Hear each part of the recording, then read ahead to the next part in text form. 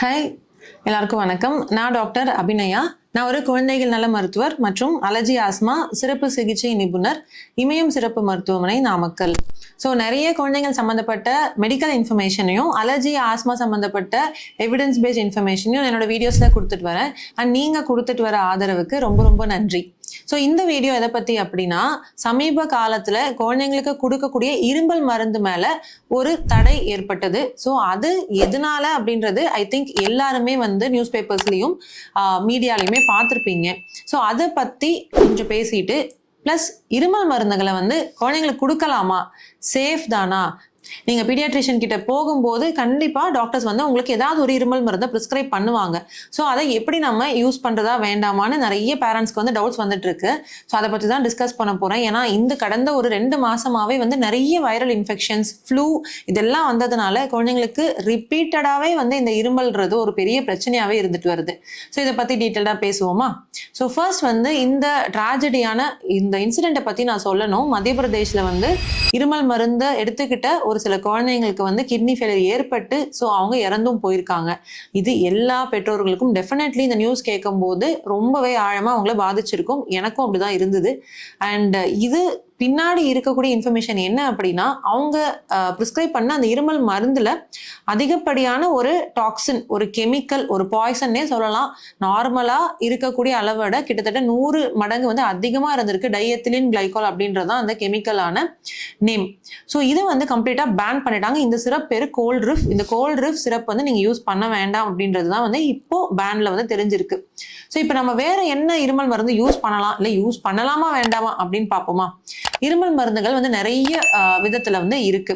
ஒரு சில மருந்துகள்ல ஒரே ஒரு மெடிசன் மட்டும் இருக்கும். ஸோ இப்போ நீங்க சிரப் அஸ்தலின் அப்படின்னு எடுத்துக்கிட்டீங்கன்னா அதுல சால்பியூட்டமால் அப்படின்ற ஒரே மெடிசன் மட்டும் தான் இருக்கும். இதே மாதிரி நிறைய மெடிசன்ஸ், இப்போ செட்ஸின் அப்படின்றது ரொம்ப காமன். நான் இது ஏன் சொல்றேன் அப்படின்னா, இது நிறைய மதர்ஸ், நிறைய பேரண்ட்ஸ்க்கு தெரியும் அப்படின்றதுனால நான் சொல்றேன். இந்த மெடிசன் கொடுக்கணும்னு நான் எந்த விதத்துலையுமே அட்வர்டைஸ் பண்றதோ மார்க்கெட்டிங் பண்ணவோ வரல நான் இங்க. ஸோ சிரப் செட்ஸினோ அப்படின்னு எடுத்துக்கிட்டா, செட்ஸின் செட்ரிசின் அப்படின்ற ஒரு மாலிக்யூல் இருக்கும். இந்த மெடிசன் எல்லாம் ஒரே ஒரு மருந்து மட்டும்தான் உள்ள இருக்கும். பட் அதை விட நிறைய மெடிசன்ஸ்ல பாத்தீங்கன்னா ஒரு 2-3 காம்பினேஷன் மெடிசன்ஸ் இருக்கும். ஸோ டெக்ஸ்ட்ரோமெத்தார்ஃபன், சிபிஎம், இது ரெண்டும் சேர்ந்து இருமல் மருந்து இருக்கு. டெக்ஸ்ட்ரோமெத்தார்ஃபன் மட்டுமே இருமல் மருந்து இருக்கு.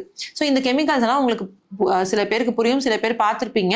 ஸோ இதெல்லாம் எதுக்கு டாக்டர் சொல்றீங்க அப்படின்னா, நெக்ஸ்ட் டைம் குழந்தைய நீங்க பீடியாட்ரிஷியன் கிட்ட கூட்டிட்டு போகும்போது சார் என்ன எழுதி கொடுக்குறாங்க அப்படின்றத பாருங்க. அண்ட் உங்களுக்கு டவுட்ஸ் இருந்தா நீங்க கிளியர் பண்ணிக்கலாம் இல்லையா? அதனாலதான். அது மட்டும் இல்ல, நிறைய வாட்டி என்ன நடக்குதுன்னா, டைரக்டாவே போய் பார்மசியில குழந்தைக்கு இருமல் இருக்கு ஒரு மருந்து கொடுப்பா அப்படின்னு கேட்டு வாங்குற பேரண்ட்ஸ் எத்தனையோ பேர் இருக்காங்க. ஸோ அதில் பார்த்தா 3-4 மெடிசன்ஸ் எல்லாம் சேர்ந்து இருக்கும். பாராசிட்டமாலோட சிபிஎம் இதெல்லாம் பேண்ட் காம்பினேஷன், இதெல்லாம் யூஸே பண்ணக்கூடாதுன்னு ஏற்கனவே பேசியாச்சு. பட் அதெல்லாம் இன்னுமுமே பார்மசிஸ்ல சேல்ஸ் பண்ணிட்டு தான் இருக்காங்க. ஸோ நான் என்ன சொல்ல வரேன் அப்படின்னா, இந்த இருமல் மருந்துகள்ல சிங்கிள் இன்கிரீடியண்டா இருக்கிறது உங்களுக்கு சேஃபான ஒரு மெடிசன். காம்பினேஷன் மெடிசன்ஸ் எடுத்துக்கிட்டோம் அப்படின்னா ஒரு சில காம்பினேஷன் பேண்ட், அதாவது தடை செய்யப்பட்ட காம்பினேஷன், அதை முக்கியமா பீடியாட்ரிஷியன்ஸ் எழுதுறதே கிடையாது. பார்மசியில நீங்க போய் வாங்கும்போது தவறுதலா கொடுக்கறது உண்டு. ஸோ அதனால அதை அவாய்ட் பண்ணிக்கோங்க. ஓவர் த கவுண்டரா போய் இருமல் மருந்து வாங்காதீங்க. அண்ட் லெஸ் தேன் 2 years, 2 வயசுக்கு கீழே குழந்தைங்க இருமலால அவதிப்படுறாங்க அப்படின்னா please give them some time. நான் என்ன சொல்றேன்னா, நிறைய சமயங்கள்ல 99% குழந்தைங்களுக்கு வரக்கூடிய இருமல் எதனால வருதுன்னா வைரல் இன்ஃபெக்ஷன்ஸ்னால தான். வைரல் இன்ஃபெக்ஷன் 7-10 நாள் கொஞ்சம் அந்த சளி இருமல் எல்லாம் கொடுத்துட்டு அப்படியே குறைஞ்சு போயிடும். பட் நம்ம இருமல் இருக்குன்னு ஒரு மருந்து ஸ்டார்ட் பண்ணுவோம். அப்புறம் 2 நாள் கழிச்சு அந்த இருமல் சரியாகலன்னு சொல்லி அடுத்த மருந்துக்கு போவோம். இன்னும் வேடிக்கையான விஷயம் என்னன்னா, ஒரு டாக்டர் கிட்ட இருந்து இன்னொரு டாக்டர் கிட்ட போறது, அந்த டாக்டர் இல்லைன்னு இன்னொரு டாக்டர் கிட்ட போறது, இந்த மாதிரி இந்த டாக்டர் ஷாப்பிங்கும் நிறைய வாட்டி நடக்கும் இது. ஸோ நான் ஏன் இதெல்லாம் எம்பசைஸ் பண்றேன் அப்படின்னா, பேரண்ட்ஸ் கொஞ்சம் பொறுமையா இருக்கணும். ஏன்னா நிறைய சமயங்கள்ல இருமல் மட்டுமே ப்ராப்ளம் கிடையாது.